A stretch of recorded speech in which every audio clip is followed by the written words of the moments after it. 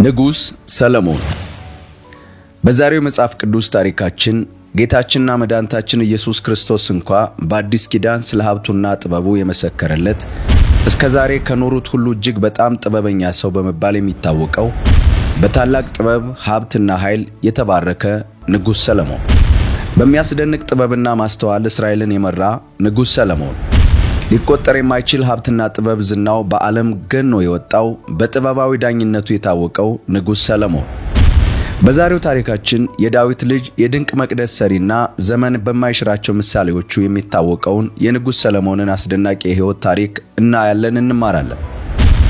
እግዚአብሔር እንዴት ተወዳዳሪ የሌለውን ጥበብ እንደሰጠው ዝናውን በአሕዛብ መካከል እንዴት እንደተስፋፋና ሕይወቱ ዛሬ ምን ያስተምረናል የሚለውን አብረን እናያለን። አብራችሁን ስትቆዩ በእርግጠኝነት እግዚአብሔር ለልባችሁ እንደሚናገራችሁ ጥርጥር የለውም።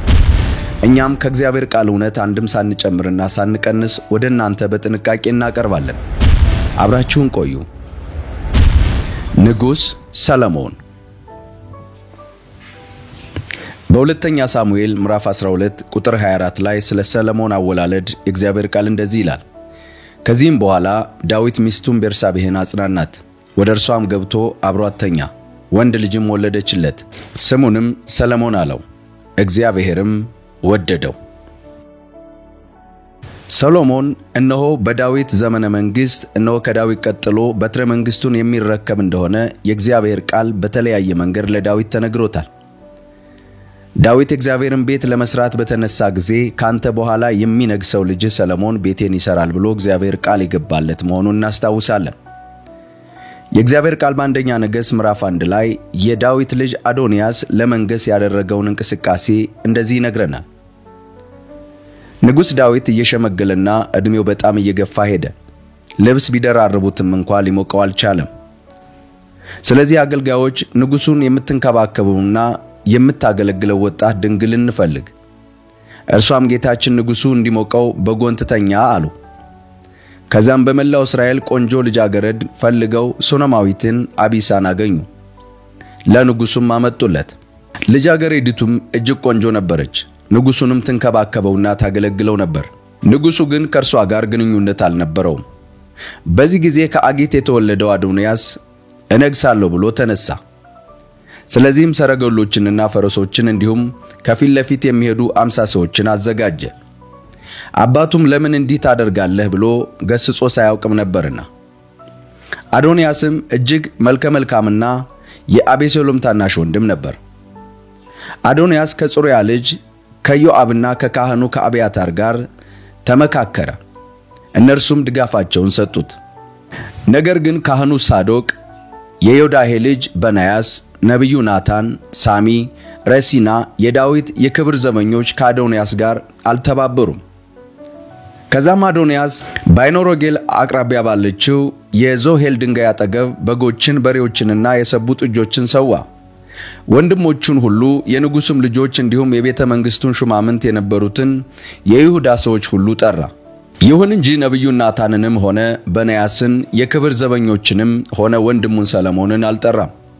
ከዚያም ናታን የሰለሞንን እናት ቤርሳቤን እንዲህ አላት፣ ጌታችን ዳዊት ሳያውቅ የአጊት ልጅ አዶንያስ መንገሱን አልሰማሽምን? አሁንም የራስሽንና የልጅሽን የሰለሞንን ሕይወት እንዴት ማዳን እንደምትችል ልምከርሽ። ወደ ንጉስ ዳዊት ሂጂና ጌታዬ ንጉስ ሆይ ልጅሽ ሰለሞን ከኔ ቀጥሎ ይነግሳል በዙፋንም ይቀመጣል ብለህ ለኔ ለአገልጋይህ አልማልህልኝም ነበር? ታዲያ አዶንያስ የነገሰው ለምንድነው በይው ብሎ መከራት። አንቺም እዚያው ሆነሽ ይህንን በምትነግሪው ጊዜ እኔ እገባለሁ ያልሽውንም ትክክል መሆኑን አረጋግጣለሁ አላት። ስለዚህም ቤርሳቤ ሱነማዊቷ አቢሳ በምታገለግልበት ክፍል እርጅና የተጫጫነውን ንጉስ ለማነጋገር ሄደች። ቤርሳቤም ለጥ ብላ እጅ ከነሳች በኋላ እፊቱ በጉልበቷ ተንበረከከች። ንጉሱም ምን ትፈልጊያለሽ ሲል ጠየቃት። እርሷም እንዲህ አለችው፣ ጌታዬ ሆይ ልጅሽ ሰለሞን ከኔ ቀጥሎ ይነግሳል በዙፋንም ይቀመጣል ብለህ አንተው ራስህ ለአገልጋይህ በአምላክህ በእግዚአብሔር ምለህልኝ ነበር አለችው። እነሆ አሁን አዶንያስ ነግሷል። ንጉስ ጌታዬ አንተ ግን ስለዚህ ነገር አታውቅም። እርሱ በሬዎችን ኮርማዎችንና በጎችን በብዛት ሰውቷል። የንጉሱንም ልጆች በሙሉ ካህኑንም አብያታርና የሰራዊቱን አዛዥ ኢዮአብን ጠርቷል። አገልጋይህን ሰለሞን ግን አልጠራውም አለችው። ጌታዬ ንጉሥ ሆይ ካንተ ቀጥሎ በጌታዬ በንጉሱ ዙፋን ላይ ማን መቀመጥ እንዳለበት እንድታስታውቅ የእስራኤል ዓይን ሁሉ አንተን ይመለከታል። አለበለዚያ ግን ንጉሥ ጌታዬ ከአባቶች ጋር በሚያንቀላፋበት ጊዜ እኔና ልጄ ሰለሞን እንደ ወንጀለኞች እንቆጠራለን አለችው። እርሷ ከንጉሱ ጋር በመነጋገር ሳለች ነብዩ ናታን ገባ። ለንጉሱም ነብዩ ናታን መጥቷል ብለው ነገሩት። እርሱም ንጉሱ ፊት ቀርቦ ለጥ ብሎ እጅ ነሳ። ናታንም እንዲህ አለው፣ ጌታዬ ንጉሥ ሆይ ለመሆኑ አዶንያስ ካንተ ቀጥሎ እንደሚነግስ በዙፋንህ እንደሚቀመጥ አስታውቃለህን? በዛሬው ቀን ታች ወርዶ ብዙ በሬዎች፣ ኮርማዎችን፣ በጎችን ሰውቷል። የንጉሱንም ልጆች በሙሉ የሰራዊቱን አዛዥና ካህኑን አብያታር ጠርቷል። እነሆ አሁን አዶንያስ ለዘላለም ይኖር እያሉ ከእርሱ ጋር በመብላትና በመጠጣት ላይ ናቸው አለው። ነገር ግን እኔን አገልጋይህን ካህኑን ሳዶቅን የዮዳሄን ልጅ በናያስን አገልጋይህን ሰለሞንን አልጠራም። ታዲያ ከሱ ቀጥሎ በንጉሱ ጌታዬ ዙፋን ላይ የሚቀመጠውን አገልጋዮቹን ሳያሳውቅ ይህ እንዲሆን ንጉሱ ፈቅዷል? ካህኑ ሳዶቅም እነሆ ይህንን ጥያቄ ለንጉሥ ዳዊት አቀረበለት። በአንደኛ ነገሥት ምዕራፍ 1 እነሆ ቁጥር 28 ላይ ዳዊት ሰሎሞን እንዲነግስ ያደረገበትን ታሪክ እንመለከታለን። ከዛም ንጉሥ ዳዊት ቤርሳቤን ጥሩልኝ አለ። እርሷም ንጉሥ ወዳለበት ገብታ በፊቱ ቆመች። ከዚያም ንጉሡ እንዲህ ሲል ማለ፣ ነፍሴን ከመከራ ሁሉ ያዳናት ሕያው እግዚአብሔርን ልጅሽ ሰሎሞን ከኔ ቀጥሎ ይነግሳል፣ በእኔም ምትክ በዙፋኔ ይቀመጣል ብዬ በእስራኤል አምላክ በእግዚአብሔር የማልኩልሽን ዛሬ በእውነት እፈጽመዋለሁ አላት። ቤርሳቤህም ለጥ ብላ እጅ ከነሳች በኋላ በንጉሡ ፊት ተንበረከከች። ጌታዬ ንጉሥ ዳዊት ለዘላለም ይኑር አለች። ንጉሥ ዳዊትም ካህኑን ሳዶቅን፣ ነብዩ ናታንና የዮዳህን ልጅ በናያስን ጥሩልኝ አለ። እነርሱም ንጉሡ ፊት በቀረቡ ጊዜ እንዲህ አላቸው፣ የጌታችሁን አገልጋዮች ይዛችሁ በመሄድ ልጄን ሰሎሞንን በራሴ በቅሎ ላይ አስቀምጡት፣ ወደ ግዮንም ይዛችሁት ውረዱ። በዚያም ካህኑ ሳዶቅና ነብዩ ናታን ቀብተው በእስራኤል ላይ ያንግሱት። ቀንደ መለከትም ነፍታችሁ ንጉሥ ሰሎሞን ለዘላለም ይኑር ብላችሁ ጩኹ አላቸው። አጅባችሁም ወደ ላይ ውጡ፣ ከዚያም መጥቶ በዙፋኔ ላይ ይቀመጥ፣ በእኔም ምትክ ይግዛ፣ በእስራኤልና በይሁዳ ላይም ሹሜዋለሁ። የዮዳሄ ልጅ በናያስ ለንጉሡ እንዲህ ሲል መለሰ፣ አሜን፣ የጌታዬ የንጉሡ አምላክ እግዚአብሔር ይህንኑ ያጽናው። እግዚአብሔር ከጌታዬ ከንጉሡ ጋር እንደነበረ ሁሉ ከሰሎሞንም ጋር ይሁን። ዙፋኑም ከጌታዬ ከንጉሥ ሰሎሞን ዙፋን የበለጠ ያድርገው። ስለዚህ ካህኑ ሳዶቅ፣ ነብዩ ናታን፣ የዮዳሄ ልጅ በናያስ፣ ከሊታውያንና ፈሊታውያን ወርደው ሰሎሞንን በንጉሡ ዳዊት በቅሎ አስቀምጠው በማጀብ ወደ ግዮን አመጡት። ካህኑ ሳዶቅ የዘይቱን ቀንድ በመገናኛው ድንኳን ወስዶ ሰሎሞንን ቀባው። ከዚያም ቀንደ መለከቱን ነፋ። ሕዝቡም በሙሉ ንጉሥ ሰሎሞን ለዘላለም ይኑር በማለት ዳር እስከ ዳር አስተጋቡ። ሕዝቡም ሁሉም ቢልታ እየነፋና እጅግ እየተደሰተ አጅበው ከድምፁ የተነሳ ምድሪቱ ተናወጠች። አዶንያስና የተጠሩት እንግዶች ሁሉ ግብዣውን በማገባደድ ላይ ሳሉ ይህንኑ ሰሙ።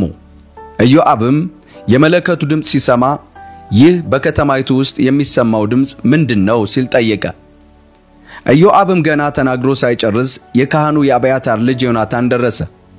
አዶንያስም እንዳንተ ያለ ታማኝ ሰው መልካም ዜና ሳይዝ አይመጣምና ግባ አለው።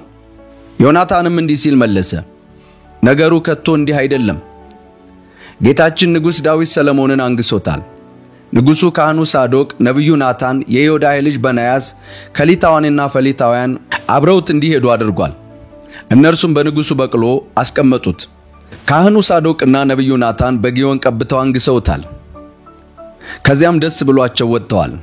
ከተማይቱም ይህንኑ አስተጋብታለች። እንግዲህ የሰማሁት ድምፅ ይህ ነው አለው። ከዚያም ሌላ ሰሎሞን በመንግስቱ ዙፋን ላይ ተቀምጧል። የመንግስቱም ሽማምንት ወደ ጌታችን ወደ ንጉሥ ዳዊት መጥተው አምላክህ የሰሎሞንን ስም ካንተ ስም የላቀ ዙፋኑንም ካንተ ዙፋን የበለጠ ያደርገው በማለት መልካም ምኞታቸውን ገልጠውለታል።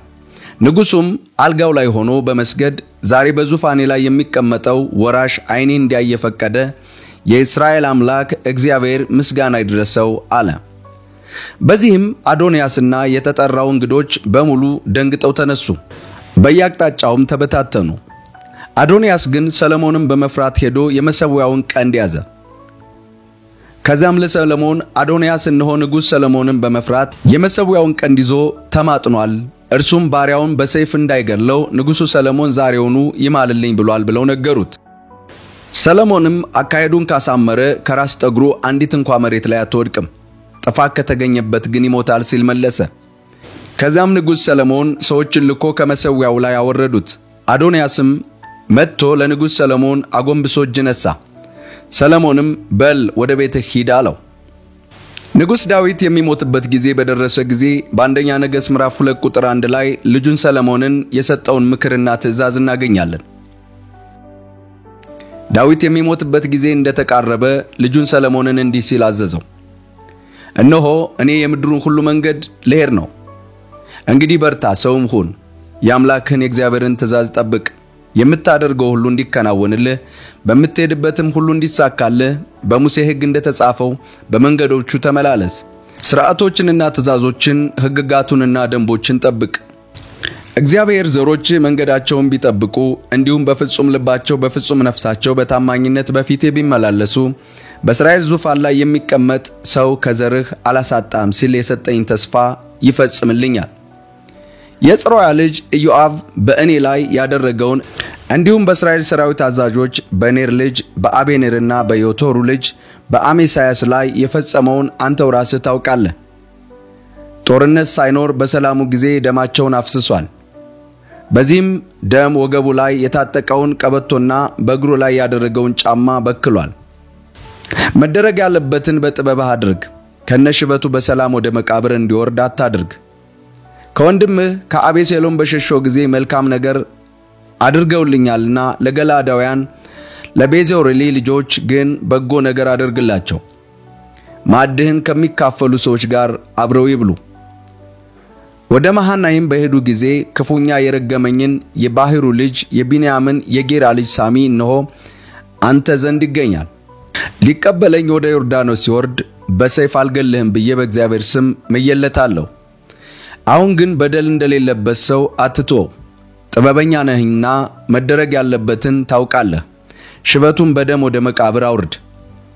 ከዛም ዳዊት ከአባቶቹ ጋር አንቀላፋ፣ በዳዊትም ከተማ ተቀበረ።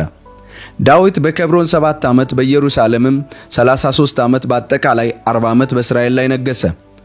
ስለዚህ ሰሎሞን በአባቱ በዳዊት ዙፋን ተቀመጠ፣ መንግስቱም እጅግ የጸና ሆነ።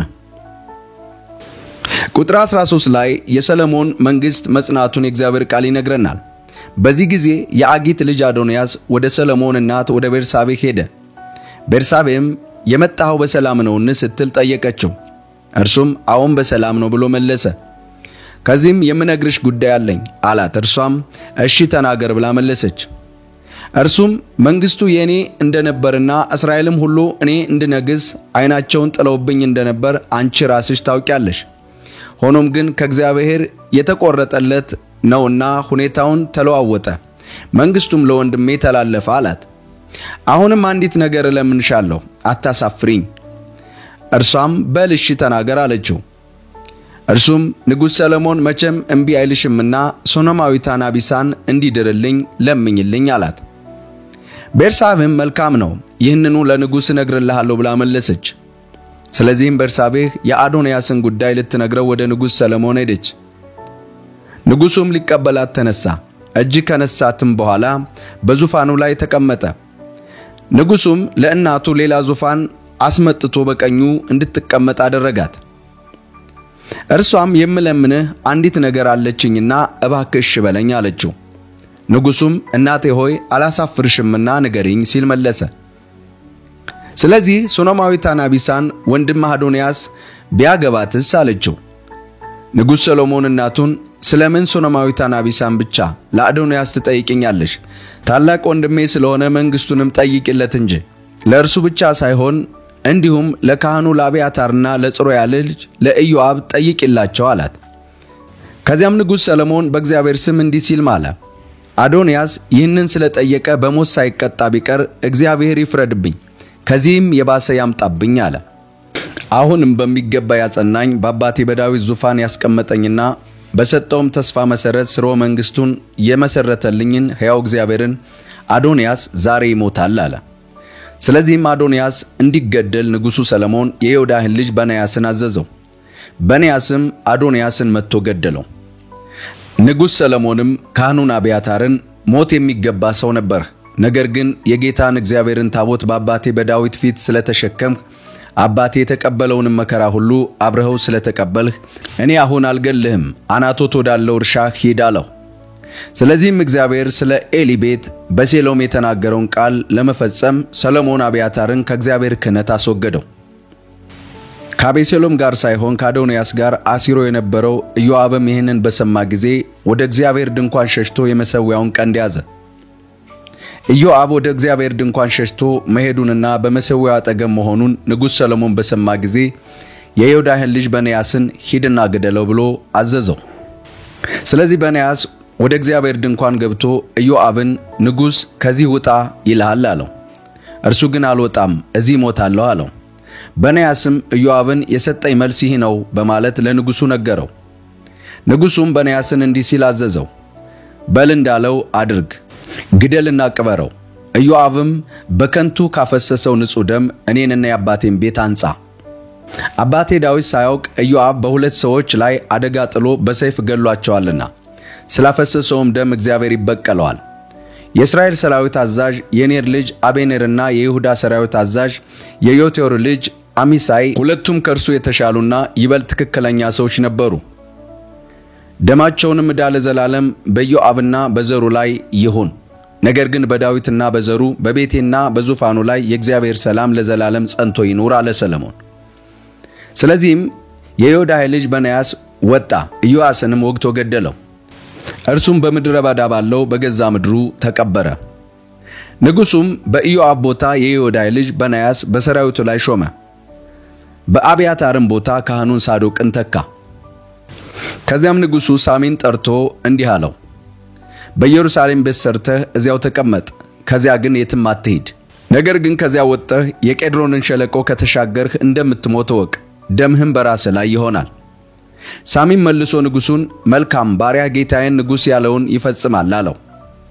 እርሱም በኢየሩሳሌም ብዙ ጊዜ ተቀመጠ። ከ3 ዓመት በኋላ ግን ከሳሚ አገልጋዮች ሁለቱ ወደ ጌት ንጉሥ ወደ ማዕካ ልጅ ወደ አንኩስ ኮበለሉ። ለሳሚም እነሆ አገልጋዮችህ በጌት ናቸው ብለው ነገሩት። ሳሚ ይህንን ሲሰማ አህዮችን ጭኖ አገልጋዮችን ለመፈለግ ጌት ወዳለው ወደ አንኩስ ሄደ። አገልጋዮችም ከጌት መልሶ አመጣቸው። ሳሚ ከኢየሩሳሌም ወደ ጌት ሄዶ መመለሱን ሰሎሞን በሰማ ጊዜ ንጉሡ ሳሚን አስጠርቶ እንዲህ አለው፣ ወደ ሌላ ቦታ የሄድህ ዕለት እንደምትሞት እወቅ ብዬ በእግዚአብሔር ስም አስምዬህ አስጠንቅቄህም አልነበረምን? በዚያን ጊዜ አንተም መልካም ነው እኔም እታዘዛለሁ ብለህ ነበር።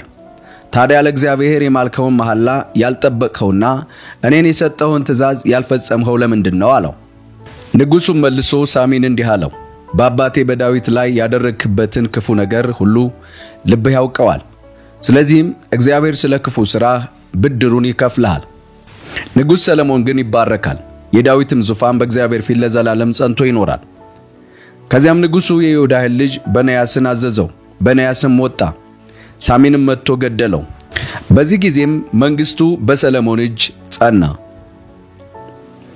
በአንደኛ ነገሥት ምዕራፍ 3 ቁጥር 1 ላይ ሰሎሞን ስለ ጥበብና ማስተዋል የጸለየውን ጸሎት እናገኛለን። ሰሎሞን የግብጽ ንጉሥ የፈርዖን ወዳጅ ሆነ፣ የፈርዖንንም ልጅ አገባ። እርሱም ቤተ መንግስቱን የእግዚአብሔርን ቤተ መቅደስና የኢየሩሳሌም ዙሪያ ቅጥር ሰርቶ እስኪጨርስ ድረስ በዳዊት ከተማ አስቀመጣት። በዚያን ጊዜ ለእግዚአብሔር ስም ገና ቤተ መቅደስ ስላልተሰራ ሕዝቡ አሁንም መስዋዕት የሚያቀርብበት በማምለኪያ ኮረብታ ላይ ብቻ ነበር። ሰሎሞን እግዚአብሔርን ይወድ ነበር፣ በአባቱ በዳዊት ሥርዓት ይሄድ ነበር። ይሁን እንጂ በኮረብታዎች ላይ መስዋዕትን ይሰዋና ዕጣን ያጥን ነበር። ከሁሉም የሚበልጣውን የማምለኪያ ኮረብታ ገባዖን ስለነበረ ንጉሡ መስዋዕት ለማቅረብ ወደዚያ ሄደ።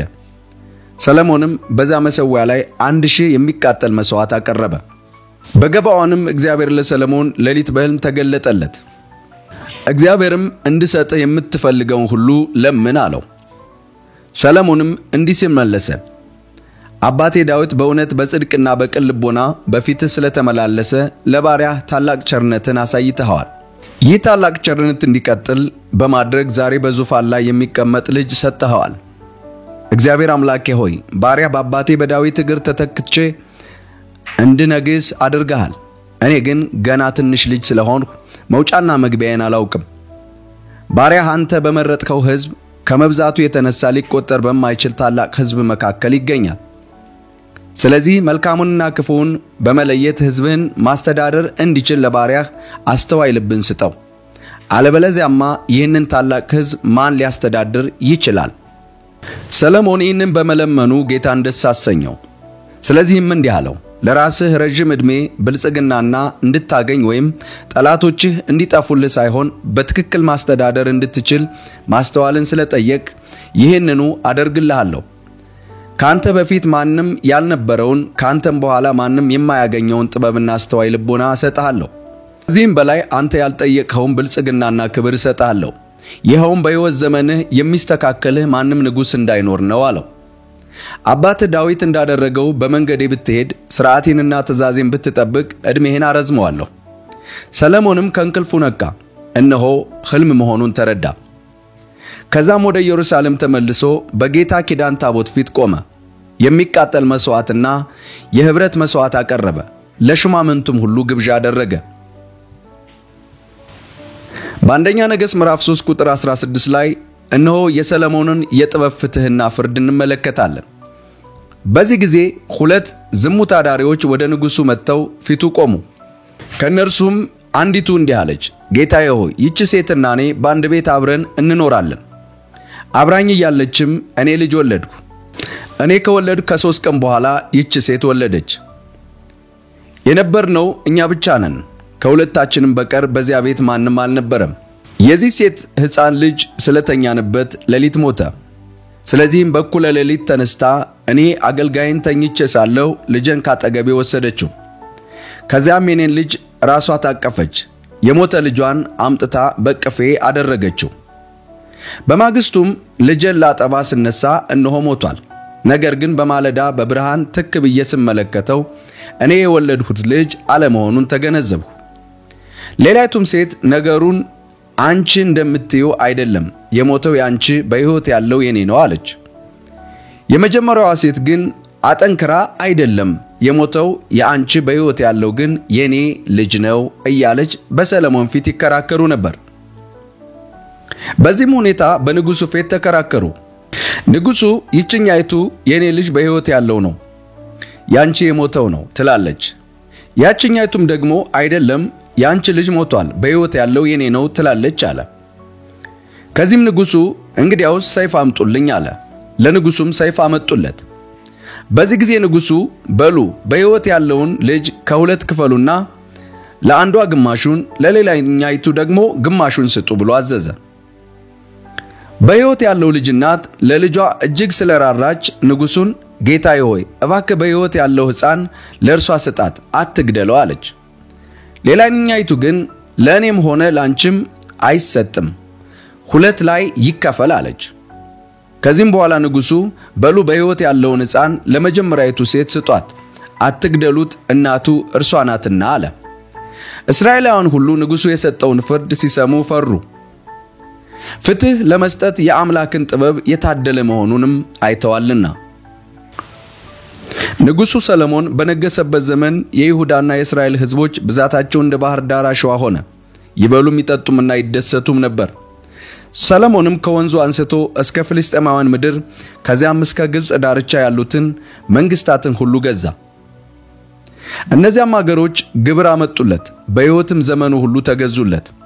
ለሰሎሞንም በየቀኑ የሚገባለት ቀለብ ይህ ነበር: 30 ኮር ማለፊያ ዱቄት፣ 60 ኮር መናኛ ዱቄት፣ 10 ቅልብ ሰንጋዎች፣ 20 ግጦሽ መሬት ላይ የሚውሉ በሬዎች፣ 100 በግና ፍየል፣ እንዲሁም ዋልያ፣ ሚዳቋ፣ የበረሃ ፍየልና ምዕርጥ አዕዋፍ ነበር።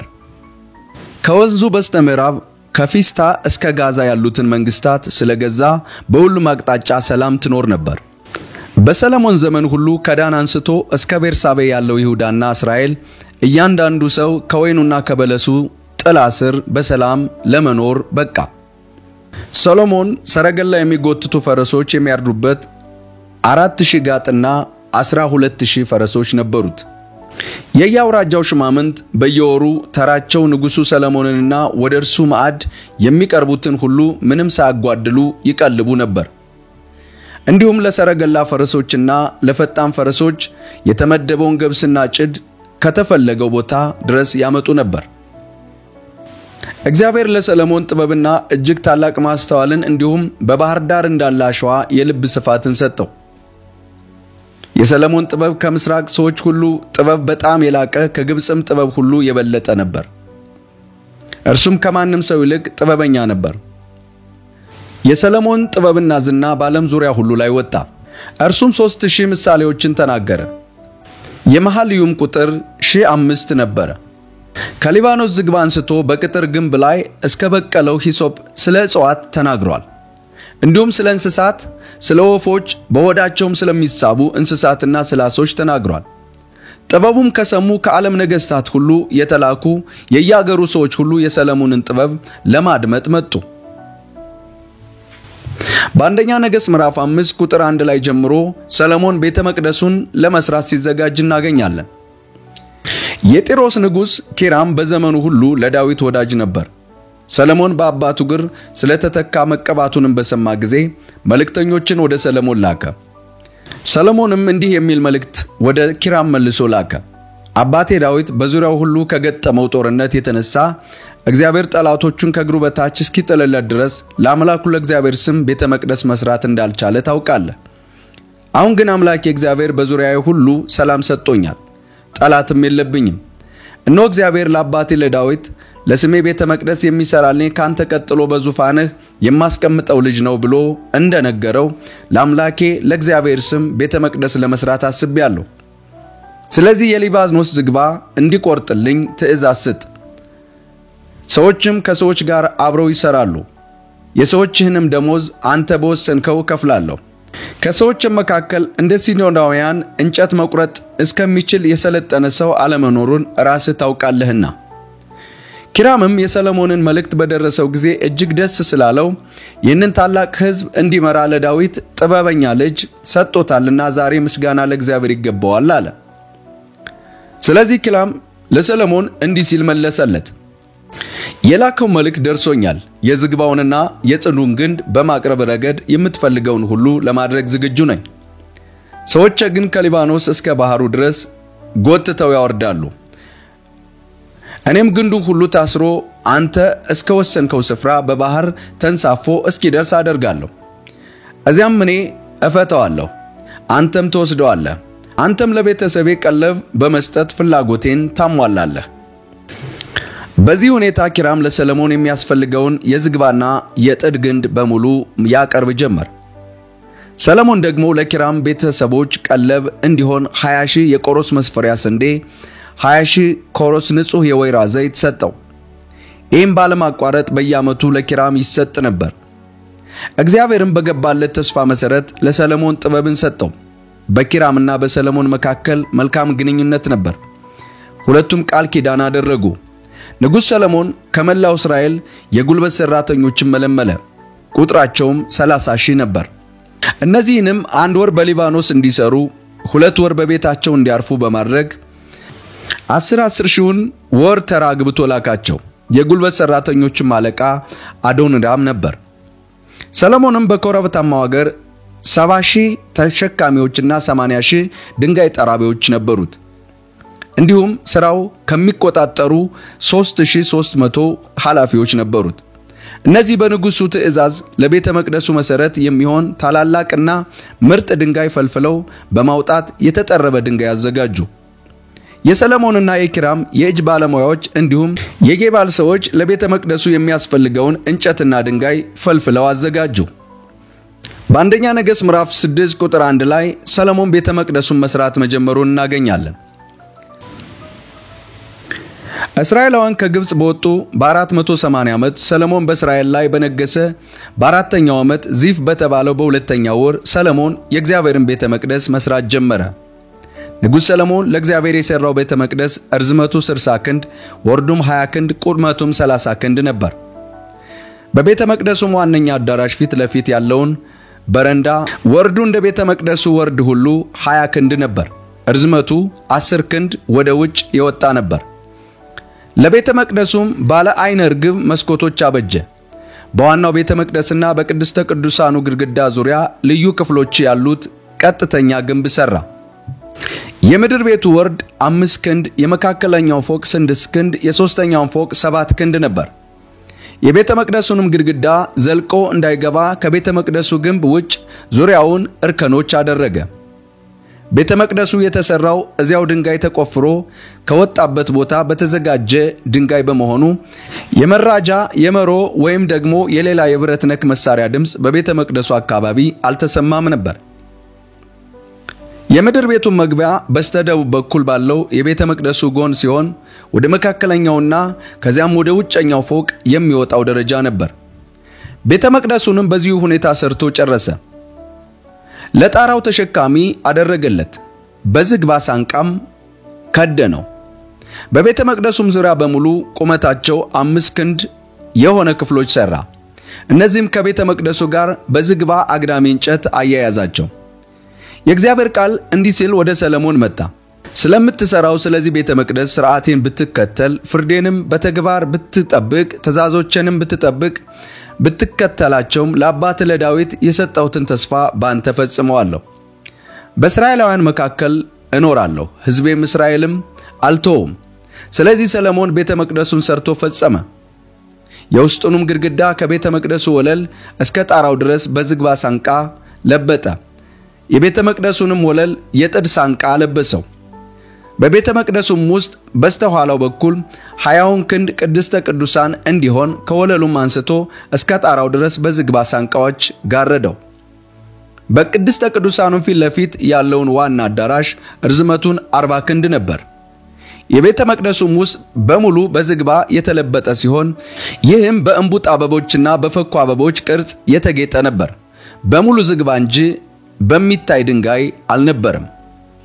በቤተ መቅደሱም ውስጠኛ ክፍል የእግዚአብሔር የቃል ኪዳን ታቦት የሚቀመጥበትን ቅድስተ ቅዱሳን ሰራ።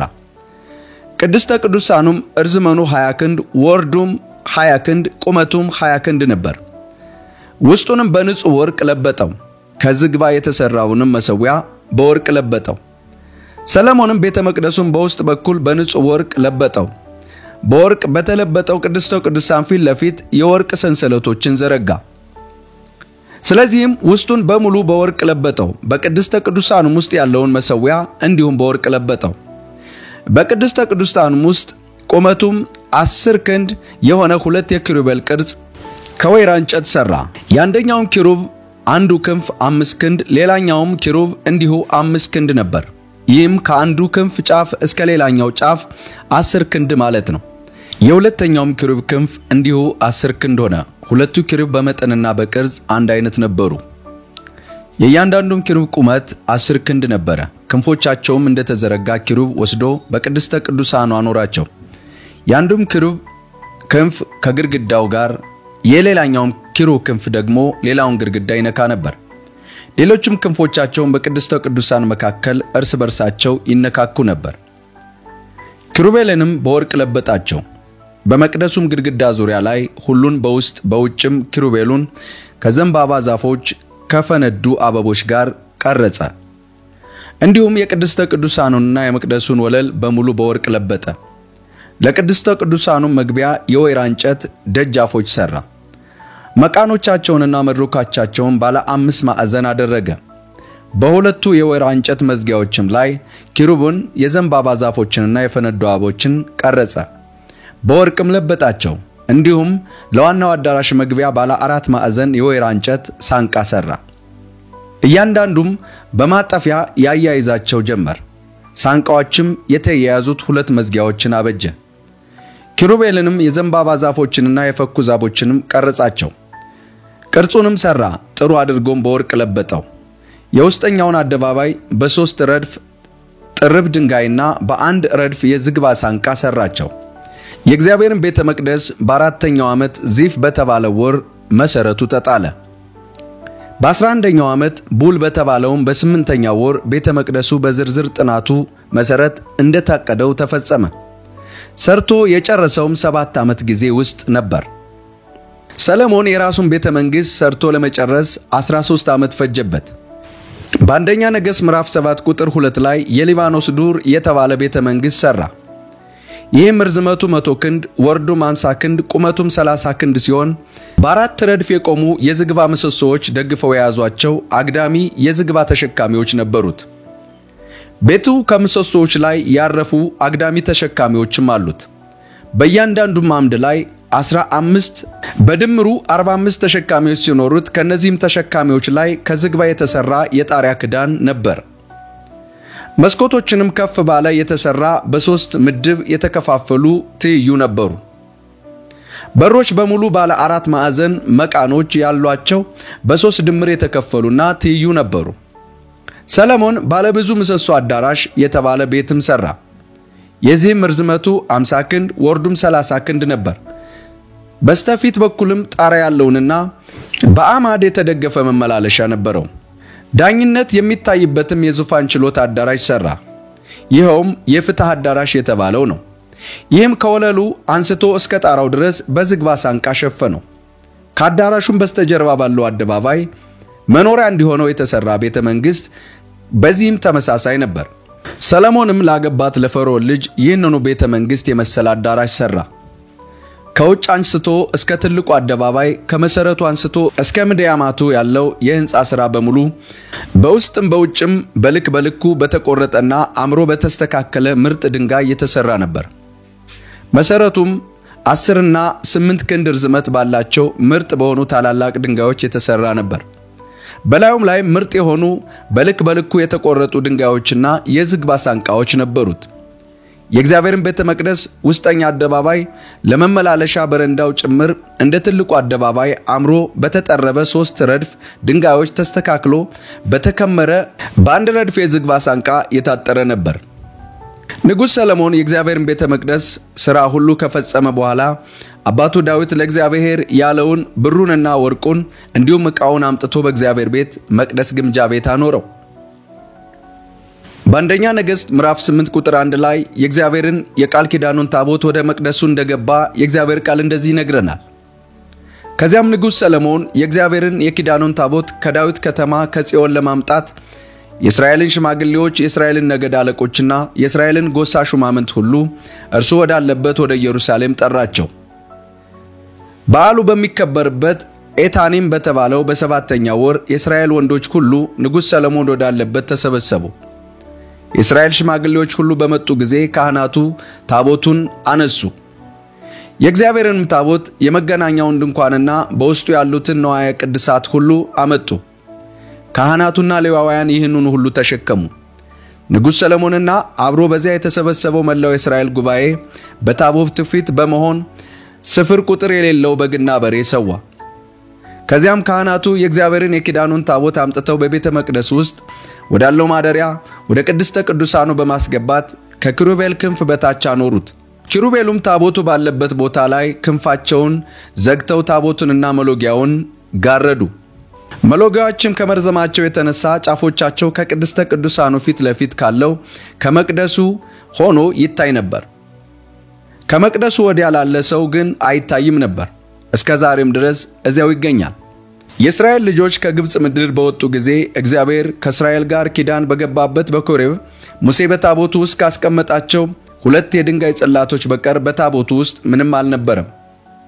ካህናቱ ከቤተ መቅደሱ በወጡ ጊዜ ደመና የእግዚአብሔርን ቤተ መቅደስ ሞላው። የእግዚአብሔር ክብር ቤተ መቅደሱን ሞልቶት ስለነበር ካህናቱ በደመናው ምክንያት አገልግሎታቸውን ማከናወን አልቻሉም ነበር። ከዚያም ሰለሞን እንዲህ አለ፣ እግዚአብሔር ጥቅጥቅ ባለ ደመና ውስጥ እንደሚኖር ተናግሯል። እነሆ እኔ ለዘላለም የምኖርበትን ታላቅ ቤተ መቅደስ ሰርቼልሃለሁ። መላው የእስራኤል ጉባኤ በዚያ ቆሞ ሳለ ንጉሡ ፊቱን ወደ እነርሱ መልሶ ጉባኤውን ባረከ። ከዚያም እንዲህ አለ፣ ለአባቴ ለዳዊት በገዛ አፉ ተናግሮ የሰጠውን ተስፋ እርሱ ራሱ በእጁ የፈጸመ የእስራኤል አምላክ እግዚአብሔር የተመሰገነ ይሁን። እርሱ እንዲህ ብሎ ነበርና ሕዝቤን እስራኤልን ከግብጽ ምድር ካወጣሁበት ዕለት አንስቶ ስሜ በዛ እንዲጠራና ቤተ መቅደስ እንዲሰራበት ከመላው የእስራኤል ነገድ አንድም ከተማ አልመረጥኩም። ሕዝቤን እስራኤልን እንዲመራ ግን ዳዊትን መረጥኩት። አባቴ ዳዊት ለእስራኤል አምላክ ለእግዚአብሔር ስም ቤተ መቅደስ ለመስራት በልቡ አስቦ ነበር። እግዚአብሔር ግን አባቴን ዳዊትን እንዲህ አለው፣ ለስሜ ቤተ መቅደስ ለመስራት አስበሃልና ይህንን በልብህ በማሰብ መልካም ነው።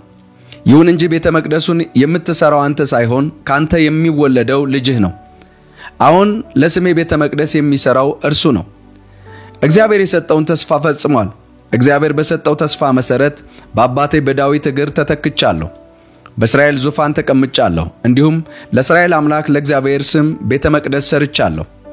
ከግብጽ ምድር ባወጣቸው ጊዜ ከአባቶቻቸው ጋር የገባውን የእግዚአብሔርን ኪዳን በውስጡ ላለበት ታቦት መኖሪያ ስፍራ በዚያ አዘጋጅቻለሁ። በቁጥር 22 ላይ ሰሎሞን በምረቃው ላይ ያቀረበውን ጸሎት እንመለከታለን። ከዚያም ሰሎሞን በመላው የእስራኤል ጉባኤ ባለበት በእግዚአብሔር መሠዊያ ፊት ቆሞ እጆቹን ወደ ሰማይ ዘረጋ፣ እንዲህም አለ፣ የእስራኤል አምላክ እግዚአብሔር ሆይ በፊት በፍጹም ልባቸው ጸንተው ለሚኖሩት አገልጋዮች ኪዳንህን የምትጠብቅ ጽኑ ፍቅርህን የምትገልጥ አንተ ነህ። በላይ በሰማይ በታችም በምድር እንዳንተ ያለ አምላክ ከቶ የለም። ለባሪያ ለአባቴ ለዳዊት የሰጠኸውን ተስፋ ጠብቀሃል። ባፍህ የተናገርኸው ይህንኑ በዛሬው ዕለት በእጅህ ፈጽመሃል። አሁንም የእስራኤል አምላክ እግዚአብሔር ሆይ ለአባቴ ለባሪያህ ለዳዊት አንተ እንደነገርኸው ሁሉ ልጆችህ በፊቴ ለመመላለስ በሚያደርጉት ሁሉ ይጠንቀቁ ብቻ እንጂ በእስራኤል ዙፋን ላይ በፊቴ የሚቀመጥ ሰው አላሳጣም ስትል የሰጠኸውን ተስፋ ፈጽም። አሁንም የእስራኤል አምላክ ሆይ ለባሪያህ ለአባቴ ለዳዊት የሰጠኸውን ተስፋ ቃል ይፈጸም። ነገር ግን አምላክ በእርግጥም በምድር ላይ ይኖራልን? እነሆ ሰማይ ከሰማያትም በላይ ያለው ሰማይ እንኳን ይይዝ ዘንድ አይችልም። ታዲያ እኔ የሠራሁት ይህ ቤተ መቅደስ ምኑ ሊበቃ? አምላኬ እግዚአብሔር ሆይ ይህንም ሆኖ የባሪያህን ጸሎትና ልመና ስማ። በዛሬው ዕለት በባሪያ ፊት የሚያቀርበውን ጩኸትን ልመና አድምጥ። ባሪያህ ወደዚህ ቦታ የሚያቀርበውን ጸሎት ትሰማ ዘንድ ስሜ በዚያ ይሆናል ወዳልከው ወደዚህ ስፍራ ወዳለው ቤተ መቅደስ ዓይኖችህ ሌትና ቀን የተከፈቱ ይሁኑ። ባሪያህንና ሕዝብን እስራኤልን ወደዚህ ስፍራ ጸሎት በሚያቀርቡበት ጊዜ ልመናቸውን ተቀበል። መኖሪያህ በሆነው በሰማይ ስማ፣ ሰምተህም ይቅር በል። አንድ ሰው ባልንጀራውን በድሎ መማል ኖሮበት ቢመጣና በዚህ ቤተ መቅደስ ውስጥ በመሠዊያው ፊትህ ቢምል ይህም በሰማይ ሆነ ስማ አድርግም። በባሪያዎችህም መካከል ፍረድ፣ ለበደለኛውም ስለ አድራጎቱ የእጁን ክፈለው። ከበደል ነፃ ለሆነውም ንጽሕናውን ይፋ በማድረግ ይህንኑ አረጋግጥለት። ሕዝብህ እስራኤል አንተን ከመበደላቸው የተነሳ በጠላቶቻቸው ድል በሚሆኑበት ጊዜ ወደ አንተ ተመልሰው ስምህን ቢጠሩ በዚህ ቤተ መቅደስ ወደ አንተ ቢጸልዩና ልመናቸውን ቢያቀርቡ በሰማይ ሆነ ስማ። የሕዝብህንም የእስራኤልን ኃጢአት ይቅር በል። ለአባቶቻቸው ወደ ሰጠሃት ምድር መልሰህ አግባቸው። ሕዝቡም አንተን ከመበደላቸው የተነሳ ሰማዩ ተዘግቶ ዝናብ ሳይዘንብ ቢቀር ወደዚህ ስፍራ ቢጸልዩ ስምህን ቢጠሩ ስላስጨነቅሃቸውም ከበደላቸው ቢመለሱ በሰማይ ሆነ ስማ። የባሪያዎችህንም የሕዝብህን የእስራኤልን ኃጢአት ይቅር በል። የሚሄዱበትን የቀናውን መንገድ አስተምራቸው። ርስትህ አድርገህ ለሕዝብህ ለሰጠሃት ምድር ዝናብ አውርድ።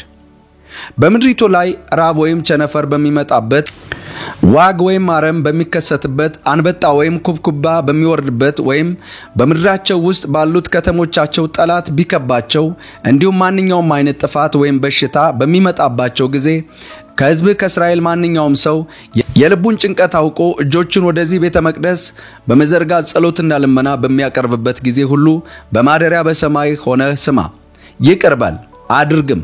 አንተ ብቻ የሰውን ሁሉ ልብ የምታውቅ ስለሆነ ልቡን ለምታውቀው ለእያንዳንዱ ሰው እንደ ሥራው ሁሉ ክፈለው። ይህንንም እነርሱ ለአባቶቻቸው በሰጠሃት ምድር በሚኖሩበት ጊዜ ሁሉ አንተን እንዲፈሩ ነው። ከአሕዛብ ከእስራኤል ወገን ያልሆነ ግን ከስምህ ታላቅነት የተነሳ ከሩቅ የመጣ የባዕድ አገር ሰውም ቢኖር ሰዎቹ ከሩቅ የሚመጡት ስለ ታላቁ ስምህ ስለ ጠንካራይቱም እጅህ ስለ ተዘረጋችም ክንድህ ሰምተው ነውና እንግዳው መጥቶ ወደዚህ ቤተ መቅደስ ቢጸልይ አንተ በማደሪያህ በሰማይ ሆነ ስማ። የጠየቀህንም ሁሉ ፈጽምለት። ይኸውም የምድር ሕዝቦች ሁሉ ስምህን አውቀው ሕዝብም እስራኤልም አንተ እንደሚፈሩ ሁሉ እንዲፈሩህ እኔ የሠራሁት ይህ ቤት በስምህ መጠራቱን እንዲያውቁ ነው። ሕዝብህ ጠላቶቻቸውን ለመውጋት አንተ ወደ ላካቸው ወደ የትኛውም ቦታ ለጦርነት በሚወጡበት ጊዜ አንተ ወደ መረጥካት ከተማና እኔ ለስምህ ወደ ሠራሁት ቤተ መቅደስ ፊታቸውን መልሰው ለእግዚአብሔር ቢጸልዩ ጸሎታቸውና ልመናቸውን በሰማይ ሆነ ስማ፣ እርዳቸውም። መቼም ኃጢአት የማይሰራ የለምና ሕዝብ በአንተ ላይ ኃጢአት ቢሰሩ አንተም ተቆጥተህ ሩቅ ወይም ቅርብ ወይም ሆነው ምድሩ ማርኮ ለሚወስደው ጠላት አሳልፈ ብትሰጣቸው ተማርከው በሚኖሩበት አገር ሳሉ ልባቸውን ቢመልሱ በተማረኩበት ምድር ሆነው ንስሐ ቢገቡና ኃጢአት ሰርተናልና በድለናል ክፉ ድርጊትን ፈጽመናል ብለው ቢለምኑህ እንዲሁም ማርከው በወሰዷቸው ጠላቶቻቸው ምድር ሳሉ በፍጹም ልባቸው በፍጹም ነፍሳቸው ወደ አንተ ቢመለሱ ለአባቶቻቸው ወደ ሰጣሃት ወደዚች ምድር ወደ መረጣሃት ወደዚች ከተማና እኔም ለስምህ ወደ ሰራሁት ወደ ቤተ መቅደስ ፊታቸውን አዙረው ቢጸልዩ ከማደሪያ ከሰማይ ሆነ ጸሎታቸውን ስማ ልመናቸውንም ተቀበል እርዳቸው ባንተ ላይ ስለሰሩት ኃጢአት አንተንም ስለበደሉህ በደል ሁሉ ሕዝብ ይቅርበል የማረኳቸውም እንዲራሩላቸው አድርግ ከዛም እንደ ብረት ማቅለጫቶን እሳት ከሆነው ከግብጽ ምድር ያወጣሃቸው ሕዝብህ ርስትህ ናቸውና አሁንም አይኖችህን ለማደሪያ ለሕዝብ ለእስራኤል ልመና የተከፈተ ይሁን ወደ አንተ በሚጮህበት ጊዜ ሁሉንም ስማቸው አምላክ እግዚአብሔር ሆይ አባቶቻችንን ከግብጽ ባወጣ ጊዜ በባሪያ በሙሴ አማካኝነት እንደተናገረው ሁሉ ርስትህ ይሆን ዘንድ ከምድር ሕዝቦች ሁሉ ለይተሃቸዋልና ሰለሞንን ይህንን ሁሉ ጸሎት ልመና ለእግዚአብሔር አቅርቦ ከፈጸመ በኋላ እጆቹን ወደ ሰማይ በዘረጋበት በጉልበቱም ተንበርክኮ ከተንበረከከበት ከእግዚአብሔር መሠዊያ ፊት ተነሳ ከዛም ቆሞ መላው እስራኤልን ጉባኤ ከፍ ባለ ድምጽ እንዲህ ሲል መረቀ በሰጠው ተስፋ መሰረት ለሕዝቡ ለእስራኤል ዕረፍትን ለሰጠ ለእግዚአብሔር ምስጋና ይገባዋል በባሪያው በሙሴ አማካኝነት ከተሰጠው መልካም ተስፋ ሁሉ አንድም ቃል አልቀረምና አምላካችን እግዚአብሔር ከአባቶቻችን ጋር እንደነበረ ሁሉ ከኛም ጋር ይሁን አይተወን አይጣለንም አለ በመንገዱም ሁሉ እንድንሄድ ለአባቶቻችን የሰጣቸውን ትእዛዞች ሥርዓቶችና ደንቦች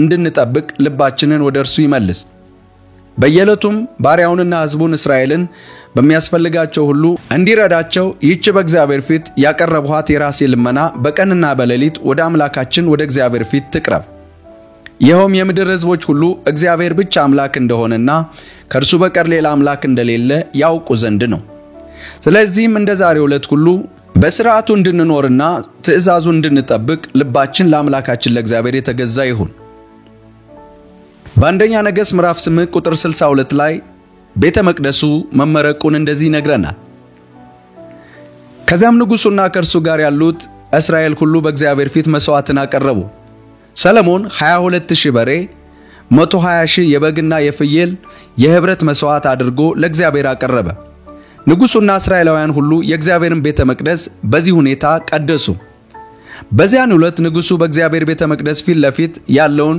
የአደባባዩን መካከለኛ ክፍል ቀደሰ በዚያም የሚቃጠለውን መሥዋዕት የእህሉን ቁርባንና የህብረቱን መሥዋዕት ስብ አቀረበ ይህን ያደረገውም በእግዚአብሔር ፊት የነበረውን የናስ መሠዊያ ከትንሽነቱ የተነሳ የሚቃጠለውን መሥዋዕት የእህሉን ቁርባንና የህብረቱን መሥዋዕት ስብ መያዝ ባለመቻሉ ነበር በዚያን ጊዜ ሰለሞን አብረውት ካሉት የእስራኤል ሕዝብ ሁሉ ጋር ማለትም ከሐማት መተላለፊያ እስከ ግብጽ ድረስ ወንዝ ካለው ድረስ የተሰበሰበው ታላቅ ጉባኤ ጋር የበዓሉን አከበረ እነርሱም 7 ቀን በተጨማሪም ሌላ 7 ቀን በምድሩ 14 ቀን በአምላካቸው በእግዚአብሔር ፊት በዓሉን አከበሩ በሚቀጥለውም ቀን ሕዝቡ ተሰናበተ ሕዝቡም ንጉሡን መረቁ እግዚአብሔር ለባሪያው ለዳዊትና ለሕዝቡ ለእስራኤል ባደረገው በጎ ነገር ሁሉ ከልባቸው ተደስተው ሐሴት በማድረግ ወደ የቤታቸው ተመለሱ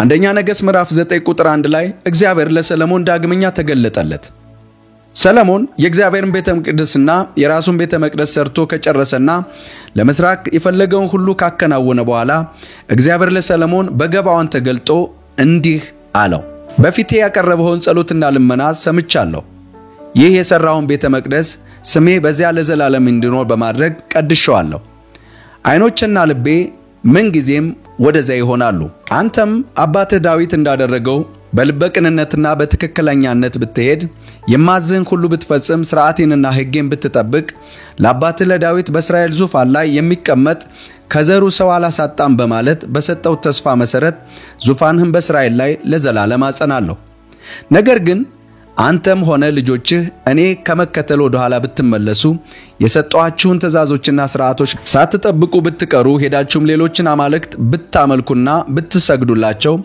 እኔም እስራኤልን ከሰጧቸው ምድር እነቅላቸዋለሁ ስለ ስሜ የቀደስኩትም ይህን ቤተ መቅደስ እተዋለሁ ከዚያም እስራኤል በሕዝቦች ሁሉ ዘንድ መተረቻና መዘባበቻ ይሆናሉ ይህ ቤተ መቅደስ አሁን የሚያስገርም ቢሆንም እንኳ የፍርስራሽ ክምር ይሆናል አላፊ አግዳሚውም ሁሉ ይገረማል ኢያፌዙም እግዚአብሔር በዚህች ምድር በዚህ ቤተ መቅደስ ላይ እንዲህ ያለውን ነገር ያደረገው ስለምን ይሆን ይላሉ ራሱ መልሶ አዎ እግዚአብሔር ይህንን ሁሉ ጥፋት ያመጣባቸው አባቶቻቸው ከግብጽ ምድር ያወጣቸውን አምላካቸውን እግዚአብሔርን ትተው ሌሎችን አማልክት በመከተል ስለሰገዱላቸው ስላመለኳቸው ነው ይላሉ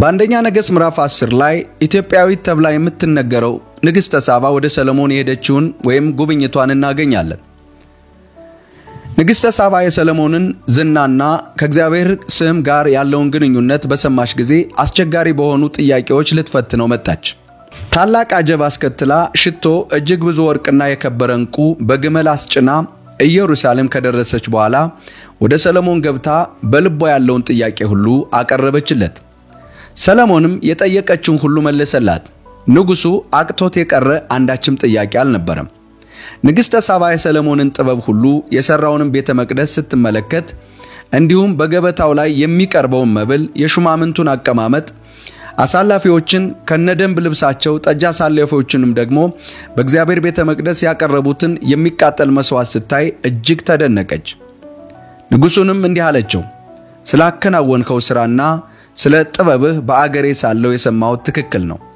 ይሁን እንጂ ራሴ መጥቼ እነዚህን ነገሮች በአይኔ እስካይ ድረስ አላመንሁም ነበር በርግጥ ግማሹን እንኳ አልነገሩኝም ጥበብህና ብልጽግና ከሰማሁት በላይ ነው ሰዎች እንዴት ያሉ ዕድለኞች ናቸው ሁሉ ጊዜ በፊት ቆመው ጥበብህን የሚሰሙ ሹማምንቶችስ እንዴት የታደሉ ናቸው ባንተ ደስ ተሰኝቶ በእስራኤል ዙፋን ላይ ያስቀመጠ እግዚአብሔር አምላክህ የተመሰገነ ይሁን እግዚአብሔር በዘላለም ፍቅሩ እስራኤልን ከመውደዱ የተነሳ ፍትህና ጽድቅን እንዲሰፍን አንተ ንጉሡን አድርጎ አስነስተዋል ለንጉሡም 120 መክሊት ወርቅ እጅግ ብዙ ሽቶና የከበረ ድንጋይ ሰጠችው ንግሥተ ሳባ ለንጉሥ ሰሎሞን ያበረከተችለትን ያንን ያህል ብዛት ያለው ሽቶ ከዚያ በኋላ ከቶ አልመጣም የኦፊር ወርቅ ያመጡለት የኪራም መርከቦች እጅግ ብዙ የሰንደል እንጨትና የከበረ እንቆችም አመጡ ንጉሡም የሰንደሉን እንጨት ለእግዚአብሔር ቤተ መቅደስና ለቤተ መቅደሱ መደገፊያ